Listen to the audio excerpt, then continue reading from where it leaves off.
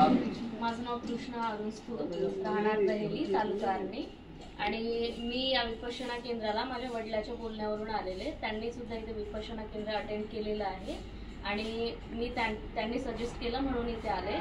मी सध्या मला ऑक्सिजनची कमी बॉडीमध्ये आहे असं डॉक्टरनी सांगितलेलं, त्यामुळे मला अस्थमा पंप दिला जातो बऱ्याच जणाला, मला सुद्धा तो कॅरी करायला सांगितलेला.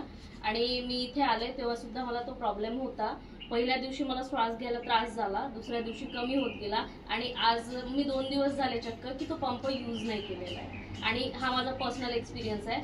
दुसरी गोष्ट, माझा स्वभाव नॉर्मली हसमुख असतो, पण तरी सुद्धा डॉक्टरांनी मला सांगितलं की तुला एन्झायटी आहे आणि त्यामुळे तुला ह्या सगळ्या गोष्टी होत आहेत. पण मला असं वाटतं की जर कुणाला खरंच एन्झायटी असेल किंवा जॉब केल्याने काही स्ट्रेस येत असेल, काही त्रास होत असेल, न्यू जनरेशनमध्ये हा त्रास खूप जास्त प्रमाणात आहे, तर कुणाला असं वाटत असेल की नाही ध्यान साधना केल्याने किंवा विपश्यना केल्याने माझं हे होऊ शकत नाही किंवा हे सगळं आउटडेटेड आहे, तर माझं सजेशन आहे सगळ्यांसाठी की एकदा तरी प्लीज व्हिजिट करा.